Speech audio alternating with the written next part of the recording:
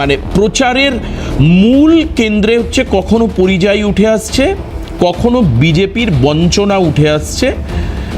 আপনারা আজকে বলছেন, মানে অভিষেক বন্দ্যোপাধ্যায় বলছে যে 2 লক্ষ কোটি টাকা পাওয়া যায়নি, ডিভাইডেড বাই 294, মানে 680 কোটি টাকা করে পার বিধানসভা কেন্দ্রীয় সাহায্য পায়নি।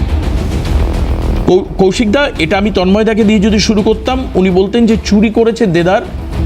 নিশ্চিতভাবে আমি এখনও যদি আমার মুখে বক্তব্য না রাখি, তন্ময়দা এটাই বলবেন যে সেই জন্য কেন্দ্রীয় টাকা বন্ধ রয়েছে। এটা আমার পূর্ব অভিজ্ঞতা থেকে বলছি, আজও হয়তো তন্ময়দা একই কথা উত্তর দেবেন।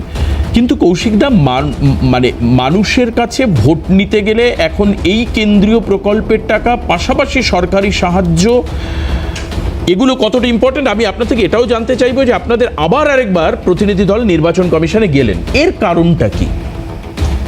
দেখুন, এক এক করে প্রশ্নগুলোর উত্তর দিই। প্রথমেই বলি যে পরিমাণ টাকা আমরা পাবো, প্রায় 2 লক্ষ কোটি টাকা, 1,96,000 কোটি সামথিং, তার সেটা যদি আমরা পেতাম তাহলে প্রতিটা বুথে, আপনি যেটা একটা বিধানসভার হিসেব দিলেন, আমরা বুথ ওয়ারি হিসেব করছি, প্রতিটা বুথে প্রায় 1.2 থেকে 2.6 কোটি টাকা আমরা উন্নয়নের খাতে ব্যয় করতে পারি। না কেন? আচ্ছা, এইবার কথাটা হচ্ছে এই যে কতগুলো আমরা ডিপার্টমেন্ট ওয়াইজ ভাগ করে, মানে জনস্বাস্থ্য, কারিগরি থেকে শুরু করে পঞ্চায়েতি রাজ থেকে শুরু করে শিক্ষা, আপনারা মনরেগার ক্ষেত্রে দেখলেন, মনরেগার ক্ষেত্রে আগে বহু চ্যানেলে গত বছর আমাদের এই প্রশ্নটা তৃণমূল মুখপাত্রদের করা হতো যে আপনারা কোর্টে কেন যাচ্ছেন না, আপনারা কোর্টে কেন যাচ্ছেন না, রাজস্থান তো কোর্টে গেছে, এরা তো কোর্টে গেছে, আমরা কোর্টে গেলাম, কোর্ট রায় দিল, হাইকোর্টের রায় আপনারা সকলেই জানেন যে এটা Mahatma Gandhi rural employment guarantee act, court রায় দিল টাকাটা দিতে হবে, তা সত্ত্বেও টাকা পাওয়া গেল না।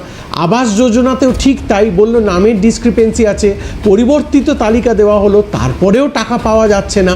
এইভাবে এবার আমরা এই ব্যাপারটাকে জনতার দরবারে নিয়ে যেতে চাইছি যে বিজেপি শাসিত কেন্দ্রীয় সরকার পশ্চিমবঙ্গকে ভাতে মারার চক্রান্ত করছে, কারণ তারা পশ্চিমবঙ্গে ভোটে যেতে পারছে না। যেটা আমাদের হকের টাকা, 6 লক্ষ, আপনি যেটা বলেননি সেটা আমি বলছি মুখপাত্র হিসেবে, 6 লক্ষ কোটি টাকা জিএসটি বাবদ গত 5-6 বছরে কেন্দ্রীয় সরকার পশ্চিমবঙ্গ থেকে নিয়ে গিয়েছে। সেই 6 লক্ষ কোটির মধ্যে 2 লক্ষ কোটি আমাদের পাওনা টাকাটা দিচ্ছে না, ফলে এটা তো আমাদের জনতার দরবারে যেতেই হবে। এবার আপনি ঠিক বলছেন, বিজেপির ন্যারেটিভ বলবে, নিশ্চয়ই তারা তাদের ন্যারেটিভ বলুক, আমরা আমাদের ন্যারেটিভ বলি। গণতন্ত্রেতে তো এটাই হওয়া উচিত। এরপরে যারা জিতবে তখন কিন্তু বলতে হবে যে জনগণ কাদের কথাটা বিশ্বাস করেছিল। আপনি আপনার কথা বলছেন, আমি আমার কথা বলবো। জনগণ যার কথা বিশ্বাস করবে তার পাশেই থাকবে, পৃথিবী জুড়ে গণতন্ত্রের তাই নিয়ম। 2 নম্বর হচ্ছে এসআইআরে আপনি জানেন অমর্ত্য সেনকে পর্যন্ত এসআইআরের মাধ্যমে নোটিশ পাঠানো হয়েছে। অমর্ত্য সেনকে নোটিশ পাঠানোটা কিন্তু আমি আপনাকে বলছি মাননীয় সঞ্চালক মহাশয়, এটা হচ্ছে সরাসরি বাংলা ও বাঙালির অস্মিতাতে আঘাত। এটা অত্যন্ত পরিকল্পিতভাবে ওনারা কিন্তু কাজটা করেছেন। অমর্ত্য সেন জীবিত বাঙালি কিংবদন্তির মধ্যে একজন। উনি শুধু বাংলার গর্ব না, উনি দেশেরও গর্ব। ওনাকে এসআইআরের মাধ্যমে যদি লজিক্যাল ডিসক্রিপেন্সির কথা ওনারা বলছেন, তাহলে সেই লজিক্যাল ডিসক্রিপেন্সিটা ধরে নিয়ে নোটিশ পাঠানোর আগে কি ওনার বাড়িতে যাওয়া যেত না? সব কিছুই যেত। এবং আপনারা নিজেরাই জানেন যে নির্বাচন কমিশন বলেছিলেন যে দেশের প্রধানমন্ত্রী, দেশের মুখ্যমন্ত্রী, দেশের কেন্দ্রীয় মন্ত্রীদের ক্ষেত্রে তাদের কিন্তু এসআইআর ফর্ম ফিল আপ না করলেও চলবে, দে হ্যাভ এ প্রভিশন যার মাধ্যমে তারা নামগুলো তুলবেন। অমর্ত্য সেনকে এই আক্রমণ বাংলা ও বাঙালির চোখ খুলে দেওয়া উচিত। আজকে আপনি ভাবতে পারছেন যে বিজেপির নাকি একজন রাজ্য কমিটির তিনি নাকি সদস্য, তিনি বলছেন যে লক্ষ্মীর ভাণ্ডার পেলে সেই মাকে ঘরে বন্দি করে রাখো। শুনেছেন কখনো এরকম ন্যারেটিভ যে লক্ষ্মীর ভাণ্ডার পেয়েছেন বলে তাকে মায়ের জাতির উপর কি ভয়ঙ্কর অপমান, ডোমেস্টিক ভায়োলেন্সের মধ্যে পড়তে পারে। তারপর 48 ঘন্টা কেটে গিয়েছে, বিজেপি কি সেই তাদের যিনি কর্মকর্তা বলেছেন তাকে কি কিছু সেন্সর করেছে বা দল থেকে তাড়িয়েছে? কৌশিকদা, ভীষণ সুন্দর আপনি বলেছেন, একেবারে শুরুটা মানে ওপেন ফেজে অসাধারণ আপনি বললেন। আমি এই উত্তর মানে এই প্রসঙ্গে বলার জন্য সরাসরি তন্ময়দার কাছে যেতে পারতাম, কিন্তু আমার মনে হচ্ছে তন্ময়দার কাছে যাবো না, আমি একটু মহানন্দাদির কাছে যাব। নারী সম্পর্কে আসছে তন্ময়দা, একটু ওয়েট করুন, দুজনের একসঙ্গে আপনি উত্তর দেবেন, না হলে পুরোপুরি তৃণমূল পাল্টা বিজেপি হয়ে যাবে, আমি এটা করতে চাই না। আচ্ছা, তন্ময়দা কৌশিকদা একটা জায়গায় বললেন যে নারীদেরকে আটকে, ঠিক একদম বিজেপির একজন নেতা বলেছেন যে সমস্ত নারীরা লক্ষ্মীর ভাণ্ডার পাচ্ছেন তাদেরকে আটকে রাখুন। আচ্ছা, এটা তো ডেফিনেটলি অন্যায়। আচ্ছা, আপনাদের মনে আছে 2016-র আগে কেউ একজন বলেছিলেন, আমার নামটা খেয়াল, আমি বয়সও হচ্ছে নামও মনে থাকে না, কে একজন বলেছিলেন যে কেন্দ্রীয় নিরাপত্তা বাহিনী আসলে হাতে খুন্তি লাঠি সোটা নিয়ে রেডি থাকুন, বাড়ির মহিলাদেরকে আটকে দিতে হবে, রুখে দিতে হবে। আমার মনে নেই কে বলেছিলেন। উনি শুধু অমর্ত্য সেনের কথা বললেন, এখানে আরও দুজনের কথা আজকে অভিষেক বন্দ্যোপাধ্যায় উল্লেখ করেছেন। ডেফিনেটলি একজন তো অবশ্যই ভারতের গর্ব, তিনি হচ্ছেন মিডিয়াম আর্ম পেসার, ভারতবর্ষের টিমে খেলেন মোহাম্মদ সামি। আর দ্বিতীয় ব্যক্তি তিনি অভিনয় অবশ্যই করেছেন, বাংলার মানুষের কাছে জনপ্রিয়, কিন্তু যেহেতু তিনি তৃণমূলের সাংসদ ওই জন্য আমি সেইভাবে ব্যাখ্যাটায় আসবো না। তিনি হচ্ছেন অভিনেতা দেব, মানে দীপক অধিকারী।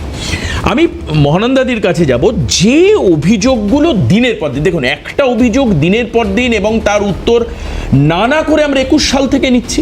এই যে কেন্দ্র টাকা দিচ্ছে না, কেন্দ্র টাকা দিচ্ছে না, কেন্দ্র টাকা দিচ্ছে না, অভিষেক ব্যানার্জি দিল্লি গেলেন, বললেন, গ্রেপ্তার হলেন, আবার ফিরলেন, আবার বললেন, শেষে কোর্টের রায় হলো একদম ঠিক। এই টাকা না দেওয়ার গল্পটা এবার কৌশিকদা যেটা বলছেন যে এটা বলে আমরা ভোট নেব মানুষের, কারণ মানুষ আমাদের পক্ষে সমর্থন করা মানে মানুষ বুঝবেন যে হ্যাঁ সত্যি কেন্দ্র দিচ্ছে না। তন্ময়দার একবারও বলছেন না যে হ্যাঁ আমরা দিয়েছি, উনি বলছেন তৃণমূল চুরি করছে, আমরা টাকা আটকে দিয়েছি। আচ্ছা বলুন তো, এই জায়গায় দাঁড়িয়ে সাফার করছে তো মানুষ। মানে আমি হিউম্যানিটেরিয়ান গ্রাউন্ডে বা কোর্টের নির্দেশ এই জায়গাগুলো দিয়ে মনে হয় অ্যাকচুয়ালি জায়গাটা কোথায় দাঁড়িয়ে আছে?